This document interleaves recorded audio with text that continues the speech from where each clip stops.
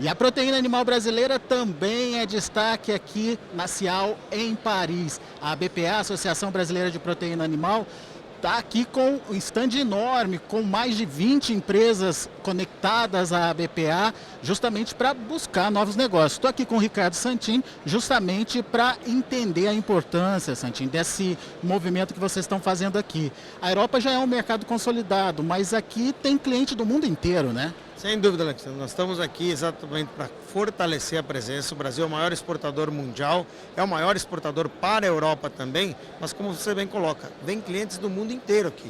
Vem da África, do Oriente Médio, da Ásia inclusive também e, claro, os clientes da própria Europa. Se faz muito negócio, são 23 empresas de aves, de pato, de suínos e de ovos que estão aqui presentes. Mesmo que a gente não consiga vender suíno para a Europa, o fato dessa feira ser uma feira mundial, devido a todos os lugares do mundo, as empresas de suíno estão aqui presentes também. Mas essa presença forte com a nossa galeteria, de onde estamos falando agora, você está vendo lá atrás a gente cozinhando um frango, um griller brasileiro. A gente serve mais de 350 almoços por dia aqui, além de outros lanches. Iniciamos o dia oferecendo omelete com ovo brasileiro para as pessoas poderem degustar. É exatamente fortalecer a presença. A mais do que isso, as empresas vêm para cá, conhecem novos clientes, desenvolvem novos negócios e fortalecem, fazendo pedidos, inclusive, aqui nessa feira, que é um sucesso. Para onde vai a produção brasileira hoje? Quais são os principais mercados? A Europa, você já citou que é um grande comprador do frango brasileiro, mas onde está o destaque da nossa exportação? Bem, primeiro vamos falar que o primeiro cliente do Brasil é o Brasil. 68% a 70% fica lá no Brasil e o Brasil é o maior exportador mundial, mas as exportações não prejudicam o mercado interno. Inclusive o preço às vezes sobe lá, não é porque está exportando. Exportando ajuda a manter o equilíbrio das empresas. Subiu o preço por conta do milho e do farelo de soja. Mas exportamos para mais de 150 nações. Para a Europa nós somos o grande exportador. O nosso maior comprador é a China, na carne de aves, seguida pelo Japão, pelos Emirados Árabes Unidos, pela Arábia Saudita e mais outros 140 e tantos mercados desse mundo afora. O Brasil é forte, é o maior exportador do mundo e tem uma diferença de mais de 1 milhão de toneladas para o segundo colocado, que é os Estados Unidos, e muito mais de 2 milhões de toneladas de diferença para o terceiro, que é a própria Europa. A grande ambiente que a gente vive aqui é de expectativa que o Brasil vai virar uma oportunidade, mas a expectativa em segurança que tem hoje na Europa e no mundo, na capacidade de produção que vai ter decorrente do conflito da Rússia e da Ucrânia, porque isso está tirando grãos do mercado mundial de produção de aves e de suíno. O custo da energia aqui na Europa mais que quintuplicou o seu preço, além da insegurança que gera o fato de ter influenza aviária ativa às vésperas do começo de um inverno, tanto aqui como nos Estados Unidos. Esse é o ambiente que o Brasil está encontrando. Todo mundo olhando para o Brasil, para a América Latina, como grandes repositórios, já que o Brasil nunca teve nenhum caso de influenza aviária, como grande repositório que poderá ser um garantidor, auxiliando as indústrias locais na segurança alimentar desses países. Nós estamos prontos para atender essa possível nova demanda? Estamos sim. Prontos para atender um crescimento, afinal de contas nós já crescemos. Esse ano o Brasil está atingindo uma média nunca tida anteriormente de mais de 400 mil toneladas de venda de carne de frango por mês. Mas, lembrando que no ano passado a média nossa era de 385 mil, mas fazemos isso com crescimento sem diminuir a oferta do mercado interno. O Brasil tem essa elasticidade, tem capacidade e mais do que tudo, somos um povo vocacionado para produzir comida, temos terra, temos grãos, temos água, temos clima favorável e acima de tudo, sustentabilidade. Você acha que essa lei do desmatamento que está sendo aprovada aqui na Europa pode de alguma forma criar uma barreira ou pelo menos aumentar o custo das nossas exportações para cá, Santinho? No caso das aves pode aumentar o custo, porque barreira não pode ser porque nós cumprimos a sustentabilidade. Essa lei chamada Due Diligence é algo que, na minha visão, ela se reforma apenas em mais uma medida protecionista. Já temos cotas para frango aqui na Europa, porque o frango deles não é competitivo com o nosso. Você paga aí um imposto fora da cota que quase inviabiliza o negócio. No caso do suíno, há um protecionismo por uma decisão de segregação da ractopamina, algo que nós já fazemos em mais de 500 mil toneladas para a China e para a Rússia. Então não há nenhuma dificuldade. Agora, essa nova legislação, é importante que se diga, ela ainda não é aplicável para o frango. Ela é aplicável para a carne bovina, para a soja, e estão tentando aumentar. Mas o Brasil, a gente precisa lembrar, pode atender qualquer estándar que for criado no mundo. Tudo que tiver equivalência com qualquer indústria, no caso do boi, do frango, do suíno e dos ovos, nós não somos melhor que ninguém, mas não tem ninguém melhor do que o Brasil. Nós conseguimos atender todos os estándares e quando se fala em sustentabilidade, nós somos uma das produções mais sustentáveis do mundo. O que teve foi muita retórica, muito problema político, depois de posicionamento ideológico. O Brasil conserva mais de 4 milhões de quilômetros quadrados de floresta, tem 66% da nossa floresta nativa preservada e nós temos certeza. Mesmo essas legislações, elas não vão obstaculizar. Mas o Brasil agora começa a pensar uma outra coisa, Alex, que também vamos começar a pensar de que façam legislações equivalentes para exportar para o Brasil. Por que não ter uma lei que diga o seguinte, só exporta para o Brasil quem tem um código florestal que respeita as matas ciliares, e não como a gente vê aqui na Europa, plantando até a beira do rio, né? E não também que tenha as palestras obrigatórias de preservação. O Brasil está pronto para atender todas as legislações que vierem, desde que elas sejam possíveis de ser atendidas pelas legislações locais também.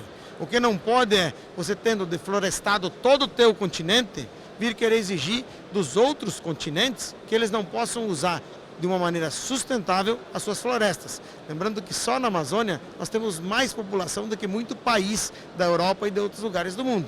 E essas populações precisam ser atendidas e têm o direito de viver respeitando a natureza, como nós sempre fizemos, de uma maneira muito clara e muito, digamos assim, bonita. O Brasil é sustentável, está no seu DNA. Agora, Santini, quando o comprador chega aqui para você e faz esses questionamentos, a gente, obviamente, tem que explicar para eles como é de fato o Brasil, como de fato o Brasil funciona. Eles entendem, eles querem conhecer o Brasil, qual é a exigência, qual é a contrapartida? Quando se trata de frango, é importante a gente lembrar que nós estamos vivendo essa retórica há muito tempo e o frango sempre vendeu a mais. Cresce, então você não tem algo que obstaculizou. Você pode criar algumas dificuldades, que agora você tem que me mostrar que o soja que você está comprando. Mas nós, por exemplo, compramos o soja de onde nós estamos. Paraná está lá, é exportador de soja. Nós compramos soja do Mato Grosso do Sul, compramos do Paraguai. Ou seja, a produção brasileira está a mais de 2 mil quilômetros distante da Amazônia. Mas nós preservamos a Amazônia, nós preservamos a natureza no Brasil. E nós já temos a sustentabilidade do nosso DNA. Mas não só por isso, nós criamos também uma campanha chamada Good Food for People for the Planet. Mostramos ela no CIAVES e fizemos em várias línguas, inclusive de alemão, espanhol, francês, para mostrar para a população europeia que nós fazemos isso porque é uma decisão nossa. No Brasil, você não consegue iniciar um negócio de frango se você não estiver de acordo com as regras do meio ambiente, que são as mais severas do mundo. Então, esse é o ponto. Os clientes perguntam, nós explicamos que cuidamos, que no nosso negócio nós temos uma pegada de carbono que é 50% menor do que a produção local da Europa e não é uma pesquisa feita pelo Brasil, é uma pesquisa feita pelo DEFRA do Reino Unido. Isso é dado comprovado cientificamente. E que agora nós estamos a cada dia melhorando mais.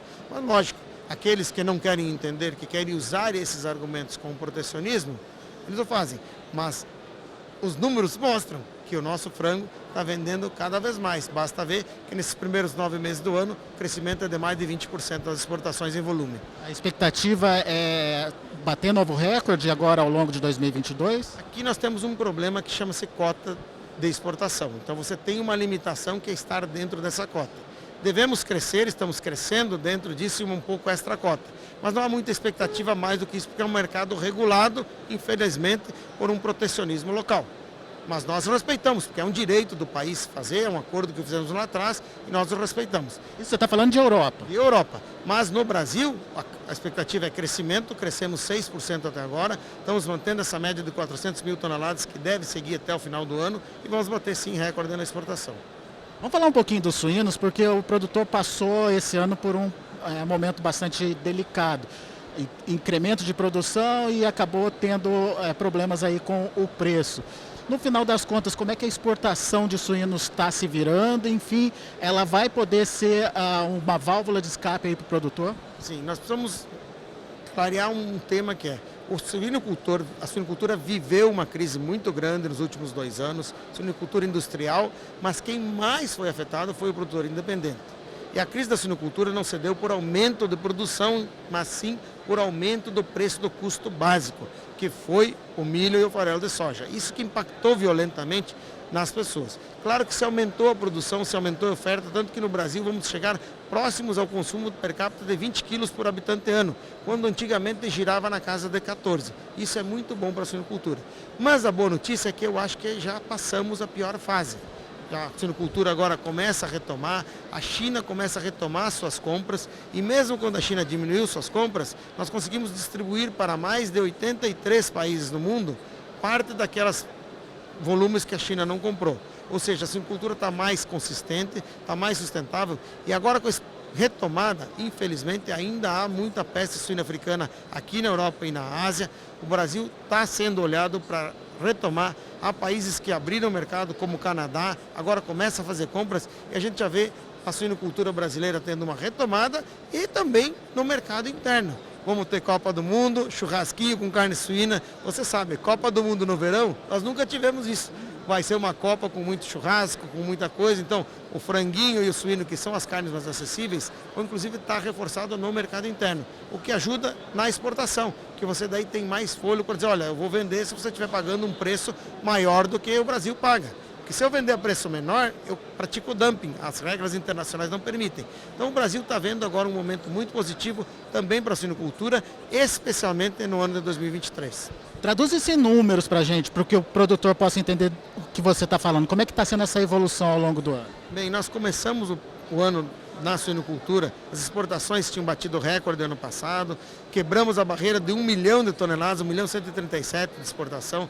Vamos ultrapassar a barreira do 1 milhão esse ano também, de novo, vamos chegar muito próximo do volume do ano passado, mas começou o ano 11% a menos. O primeiro trimestre teve umas vendas de 80.000 toneladas mês para o mundo inteiro, mas no segundo trimestre crescemos para 90.000 toneladas por mês e agora no terceiro trimestre nós conseguimos passar a média de 100.000 toneladas por mês e algo que inclusive vai continuar provavelmente no último trimestre do ano. Ou seja, já normalizou e quando eu vou comparar com o ano passado, a média foi 95.000 toneladas, ou seja, a média do terceiro trimestre, que está se repetindo agora no primeiro mês do quarto trimestre, é superior à média do ano de 2021. Ou seja, por isso que dá para dizer para a nossa suinocultura que há um alento, que há uma recuperação. A gente sabe que ainda tem dificuldade, o custo de produção está muito alto, ainda está impactando, há muito processo para ser recuperado, mas já passamos a pior fase e estamos entrando num ano de retomada, no ano de 2023.